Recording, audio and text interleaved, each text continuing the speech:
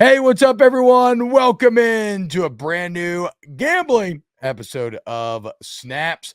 T-Bob Hebert, Aaron Murray, and our guy, the host of the Big Bets on Campus podcast.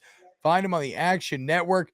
The man who has helped me grow my DraftKings account plenty this fall. That is Collin Wilson. Collin, what's going on, man? How we doing today? Thanks for having me. I had to put down my Polar Express video, come interview with you guys. When I get done, I'm going back to Tom Hanks and the train and the cartoon and everything. That's how we do it in Arkansas. Well, look, if your bets start losing on Saturday, fuck it. Just go watch Polar Express, And for those that don't know, Collin is, of course, a dyed-in-the-wool, hardcore woo pig Razorback. So thoughts and prayers for Collin. Hey, what's the word, Collin? Like, are they waiting till after the season because so many people like Sam Pittman that they're not going to do him like that? And Hunter Yurachek loves Sam Pittman. And the problem, the Arkansas Democrat Gazette report on Sunday night that a decision has been made. It's not going to be released what's happening. And Pittman was mum on the whole thing, said he was pretty comfortable in leading the program back. But at the same time, did you accept, a buyout? Are you staying on till after Missouri and then the news is going to break? Or is it that Hunter Yurachek doesn't want to end up in the situation he was in 4 years ago when he fired Chad Morris, went after Lane Kiffin, and then publicly told everybody that Sam Pittman was his sixth choice on his list? If we fire Sam Pittman, we're right back there. Now, there's a coach we're going to talk about today. It is my hot sauce bet. That's who I want to be the Razorbacks coach. If they can't get him, there's no sense in firing Sam Pittman. Can you believe that we're this deep in the NFL season? Well, check it out. We got to make every second count. And with the DraftKings Sportsbook app, you can make the most out of every game day. You can bet on your favorite teams for a shot at winning big bucks. And right now, new customers can score $150 instantly in bonus bets for betting just $5 on any NFL matchup. That's right. Any NFL matchup right now, $5, you get $150 instantly in bonus bets. You want to bet your hometown team, you're going to be away. It's all there for you. And remember, if you're returning customers, always great game day deals and boosts and offers going down on the DraftKings app. And you can always do your multi-game or same-game parlay. So get in on the action with the DraftKings Sportsbook, an official sports betting partner of the NFL. You download the app now. Use the code T-Bob. Okay, if you're a new customer, TBOB, new customers, $150 instantly in bonus bets for betting just $5 on the NFL. Only on DraftKings Sportsbook with code T-Bob. The crown is yours. Okay, what a tease. We'll get there where we get the Colin's best bet. So this is how this works if it's your first time showing up. We ask Colin about 3 of the big games. He gives you an angle because, we all want to watch the big ones. And then you get a little extra juice from it. And sometimes he says your favorite team's going to lose and it upsets you, but it's okay. You just have to accept it and move on. And then Collin gives us his 2 best bets with which to play. So let's start with Aaron's favorite team. The new number 1 in the CFP, Georgia Bulldogs, traveling to Neyland to take on Tennessee. Collin, what's the play here?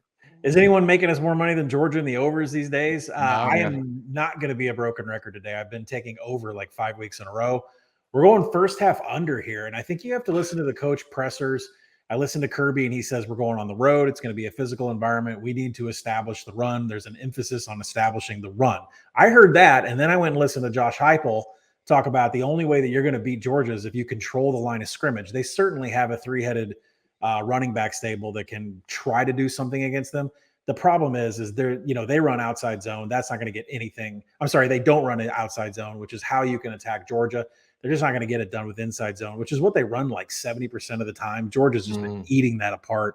Tennessee has no explosive runs coming lately out of the offense. I don't know what happened against Missouri last week. They completely no-showed. Is that a reflection of the team, the game plan, where the season is going? They weren't in it. So I expect Georgia to try to run the ball, establish the run on the road. Maybe they open it up in the second half. But this Tennessee offense right now is lifeless, and Heupel wants to run the ball to get the pressure off of Joe Milton. First half under all the way here. Take it to 20. I think I got 29.5. I take it down to 28. Ooh, wow. Okay, so you would take it all the way down. You take it all the way down to 28 if you're listening out there. I mean, Georgia's going to fire up the passing game.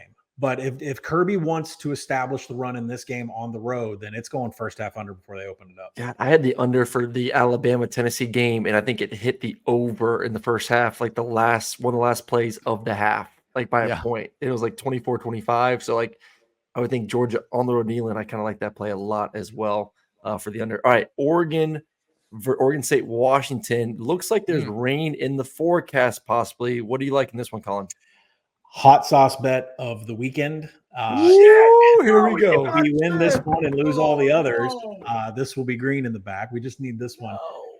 I don't know which angle to come at this with you guys. I mean, Reeser has been the best home field advantage in college football. They're 16-1 against the spread since the 2021 season, but that's not why we're taking this. The way to attack Washington is on the ground. They are 115th against the rush. They are 115th in the red zone. They're 115th in allowing touchdowns in the red zone. They cannot defend the rush whatsoever. And here comes the second best rushing offense in the nation behind who? LSU. With Damian Martinez, Deshaun Fenwick, and DJ Uiagalelei. The way to beat Washington, we've all known this, is on the ground. They will put up no resistance on a team with Jonathan Smith as the head coach that can eat clock, time of possession, limit this to 7 possessions per game, and keep Michael Penix off the field. There is not a better cookie cutter outlet that you could make to apply to the Washington defense to beat them than what Oregon State does on offense. And sure, Michael Penix is going to take advantage of some really poor corner play that Oregon State has, but they do have 2 very good safeties that are going to be able to help out. I just don't think Washington's going to be on the field enough. The weather helps Oregon State by far. That rain, please bring it in. This is your upset of the – well, it's not even an upset anymore because I got it at +1. It's now -2.5. So tread lightly the higher it goes, but Oregon State has everything that you need to beat this Washington team. What's the number that you would bet the hot sauce up to? I would stop betting at 2.5. I would look for -135 on the money line. I don't know. It's one of those things where everybody caught on to this Sunday night, Monday, and just started whacking it. The sharp. Is it more because of the weather, though, in your opinion? The weather is going to bring the total down, and then people are going to want to take the running offense. So I don't think anyone's really clued to the fact that Washington is a bottom 10 rush defense, and Oregon State's the best in the nation with LSU. So, like around Monday, everybody just started whacking it to the Beavs. Yep. Yeah. I mean, it's a 2.5 right now on DraftKings. It's not going to stop. I don't think it's coming back. I mean, people like me that got it on Sunday at +1. There are going to be people that are numbers people that are just Excel sheet people that don't step out of that. They're going to come back and take their 3, and they're going to take their 2.5, and then they're just going to sit with their 2 windows and try to land in the middle. I don't know what the buyback number is on Washington. This is a extremely bad spot with an offense that can dominate them. I don't know what to do. I make a point of betting big on the hot sauce games. Suffered at the hands of Washington last week. And a million chances to cover, they didn't. Maybe this is a sign to be mad and fade them. But do I really want to bet against the team? I don't know. I got to take this under advisement. This is a personal one for your boy T-Bob over here. He's been a Husky boy all year. Yeah, that Utah non-cover last week was a travesty. I mean, that was a travesty. God, I raged and screamed and yelled and weeped and gnashed teeth in this office right here Saturday night. I rewatched the game and seeing him on the coach's copy drop the ball at the 3-yard line. I'm just like, I mean, not even at the 1, not even at the 2. 3. This dude dropped it at the 3-yard line. Shout out to the fat boy from Utah who dove on it. Because him and that one receiver saw it. Was it Polk? Maybe I can't remember. And he just got there before he did. Okay, so shit. Okay, hot sauce bet. Oregon State 2.5, even -2.5. All right, Texas, Iowa State. Yeah, the Longhorns got to have this game. Iowa State's got to have this game. But when you go into it, with Jonathan Brooks going down for Texas, I expect Quinn Ewers to throw. Now, Iowa State runs a very interesting defense, that 3-3-5 stack that can give people problems that have never seen it before. Iowa State does not tip their defense. They do not tip their coverage. They don't tip who's blitzing because they don't move when you give them motion. So what you have to do is, if you haven't seen it before, usually that's bad for quarterbacks. But Quinn Ewers saw this last year. He had 3 touchdowns, no interceptions, 1 mistake. It's mostly quarters coverage that's lining up in that nickel set in the back. Quinn Ewers dominates quarters coverage. So I love the 7 here. I don't know if I love the 7.5. It's kind of tweening out there. I love the 7 here. I think Texas is going to get it done. There's just a monster success rate and EPA advantage that Ewers has here. And this Iowa State offense, I mean, they've been beaten up on Little Sisters of the Poor, and Rocco Beck, he's severely struggled in his own right against quarters coverage, which is all Texas plays on defense. So I like the Horns here to get it done. I like it. So you're saying so what if it's at 7.5? Would you tell me to just boost it down to 7 or 6.5? When you get 7.5 and you don't want to pay the tax of putting it 10 cents or 20 cents down, you can either push it down to 7, play it at 7.5 for less, or go find yourself a dance partner and parlay 2 money lines with each other. Like Texas would be the one. Oh, okay. Yeah. Okay. I like that. Some great advice from our guy Collin Wilson. Love that. All right, what's your two? Yeah, give me your 2 best bets. What's your 2 best bets? Memphis is going to be able to keep up with SMU. SMU has not got the defense that can stop Seth Hennigan. Seth Hennigan completely healthy. Struggled with Charlotte, but that was all on the defensive side. So look for Memphis to keep that within a 1-possession game the entire time. And then outside of that, I like North Carolina against Clemson. North Carolina drawing 7. Clemson was really unlucky with turnovers most of the year, fumbling the ball. They rectified that the last couple of weeks, and they've been given 8 turnovers against Georgia Tech and Notre Dame. So I'm not a believer in their offense. Film off of what he does. North Carolina is okay at stopping that, but Drake May is on fire, and Amari and Hampton right now is one of the best running backs in the nation. I think 7 is too many points. They'll be able to keep up with it. Ooh, so we like UNC plus 7. Okay, it's a little bit different than how me and Aaron were thinking about it yesterday. Kind of feel like Clemson got a little heat going in this thing. No, I think we both like them to win, but I like North Carolina with a touchdown though. Yeah. Oh, you do? Okay. Yeah. And then what is I think Clemson wins the game, but like Clemson ain't gonna blow anyone out. Agree. And then Memphis is plus 8. I'm seeing right now. So yeah. There you go. Knockout game in the AAC. All right. So Colin's best bets: Memphis plus 8, UNC plus 7. In the Georgia-Tennessee game, he likes the first half under, all the way up to 29.5, or all the way down, I should say. And Texas-Iowa State likes Texas minus 7 a lot.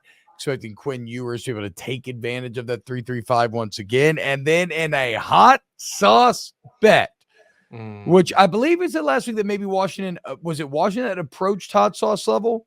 We had enough on it to get there. It was Jaquindon Jackson. If he was out, it would have been hot sauce. So it was a significant bet, but it wasn't. I didn't double fire because Jackson played. So and it should have. I mean, it should have hit 1,000 times over. It wasn't just a drop pick 6, whatever. And then remember the other hot sauce bet this year. The true hot sauce bet was Notre Dame USC.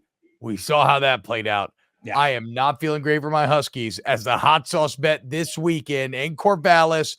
The Beavers minus 2.5. Well, Colin, thank you so much, man. You give me a lot to think over. I'm very stressed now. Don't know what I'm going to do over the next couple of days trying to figure this out. And John Smith seems like he would be an incredible addition to Arkansas for sure. Bring the power run game to SEC. It's perfect. How much money are you going to have to pay for him, you think? The Walton family, the Tyson family, they've got the money. What about Jerry Jones? Jerry Jones doesn't get involved? Well, yeah, Jerry Jones, he's a contributor, but I mean, his buddy Jim Lindsay is just as big. So, I mean, we definitely have the donors to get Jonathan Smith here. It's how much are you going to leave open for a defensive coordinator? And I don't know. The exit. I mean, we just got done paying Chad Morris's buyout off and Brett Bielema's buyout off. Now we got to have another buyout. It's a lot of money. Yeah. Right now there's a $150 million worth of buyouts that are being paid just since the start of 2022 alone. It's an incredible time to be a football coach, boys. Y'all have a great day, Colin. Thank you so much. You are the best. You have an excellent weekend. Thank you, Aaron Murray. I'll see you later this weekend. And for everybody listening out there, please hit the like button, subscribe. A huge thank you to Chris Tran, Danny Cardenas, Adam Gracia, Christian Hunter, our guy, PG, Pat Gunther. And most of all, thank you to everybody who listens, like, subscribe, all that good stuff. Check out Colin on the Big Bets on Campus podcast and the Action Network. We'll see you next time on Snaps.